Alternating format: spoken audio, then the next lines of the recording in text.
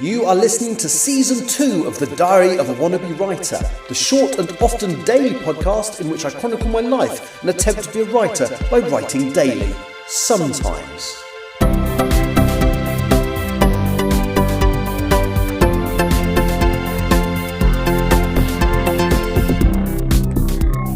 Hello, today is Saturday the 12th of July 2025 and you're listening to The Diary of a Wannabe Writer. Now, my kind of original plan today was to go to Lindisfarne and the Holy Island and stuff.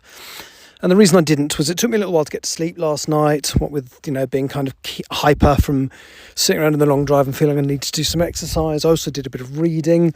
But ultimately, it took me a little while to go to sleep and I decided not to set an alarm and to wake up when my body told me to. Now, I actually had a sleep mask because my little house thing, my little cottage, it's a single story thing and there are actually skylights in the ceiling and they have no blinds on them at all.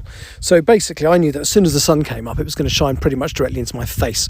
So I had a blind on, which is fine blindfold, and I slept and I woke up at about 9:30. So obviously needed that, so that was fine. So what I decided to do today was I kind of remembered I'm very close. Where I am now is pretty much on Hadrian's Wall. And Hadrian's Wall is something I've always been interested in and never actually come to have a look at. So I've stopped at two hill forts today, both of them old Roman hill forts. The first one that I think was built as part of the design, it was meant to be there because the Hadrian's Wall sort of stops, then you've got the fort, and then it continues. Whereas here, with the second one out, which is a place called Housesteads, Roman fort, there are actually some towers that they started to build, which were these towers they put every, I don't know if it was every mile or every regular distance along the wall, they put these towers to watch what was going on and presumably to signal the next tower along and stuff like that.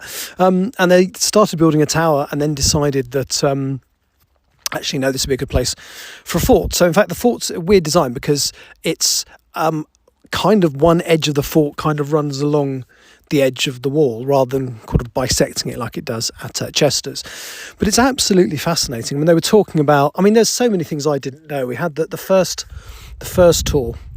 We had a lady called Pat as a guide, and it was supposed to be 1 hour, and she ended up nearly doing 2 hours talking us around, showing us stuff. It was really interesting. But one thing I didn't know was where the word decimated came from.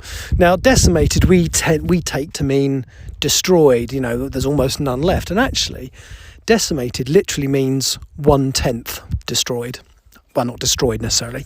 And what used to happen was every sort of squadron or whatever they were called, I don't know the correct word, of 10 men that would go out, if they lost the Roman standard, the whatever it is, the thing they used to carry to say who they were, one of their number picked at random would be killed. And they were in groups of 10, and the other 9 used to have to stone the 10th man to death. And that's what being decimated was. So that's kind of pleasant.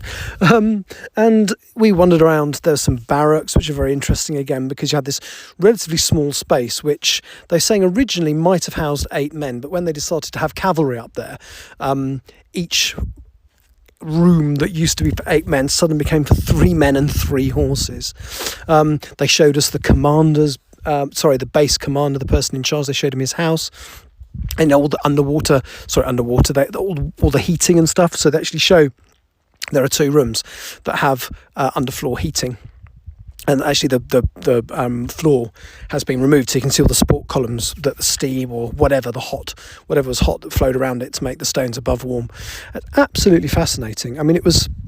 It's not quite what we've got now in terms of civilization, but you do start to realise that when the Roman Empire fell, technologically, the human race did actually not whatever the opposite of progress is, regress for quite a long time. So yeah, it's really interesting. And the other thing that's kind of got my mind ticking a little bit. Oh yeah, and they also used to write little messages to each other on pieces of wood about the size of a postcard. And it's such an interesting idea that I noted the name down. They are called, Vindolanda tablets. So I'm going to have to look into that a bit more. And obviously, I like to write. So a lot of the stuff that I've been thinking of today, or that I've been, it's generated ideas in my head. So I do actually have a character based in this era. So if you've read Still Life, and there's a couple of people listening that have done, my bad guy, Max Soci, his full name is Maximilian Caecilius. He was in the Roman army. Now, I haven't decided exactly, but I think he was a commander or something. I don't think he was like a grunt. But I establish in the book that his wife and kids were murdered by Boadicea's troops when they attacked Colchester or Camulodunum, which is kind of in that era. And the amount of stuff I'm seeing is making me wonder, is that a story I could tell, the origin story of Max Soci? I don't know. But you could create him, you could paint him almost initially as a sympathetic character. The other thing is he's immortal. So what if when he came up through the ranks, he was one of the ones that was decimated? Yeah, that's just kind of interesting, and that's before he knows he's immortal, or he's sort of started to learn these things and doesn't know if they'll work. So yeah, loads of ideas whizzing around my head. So yes, so I'm coming live to you from a hill fort on Hadrian's Wall, run by is this one the National Trust or no, I think this is the other lot. This is I forgot what it's called. Anyway, National Trust and the other one. Anyway, that's me done for today. I've done no writing. Do you remember a couple of days ago I said I'm going to submit the English Hikikomori to one agent every day? I'm clearly not going to do that when I'm on holiday. I might try and do it when I'm back. I certainly haven't done it today. Certainly won't do it for the next few days.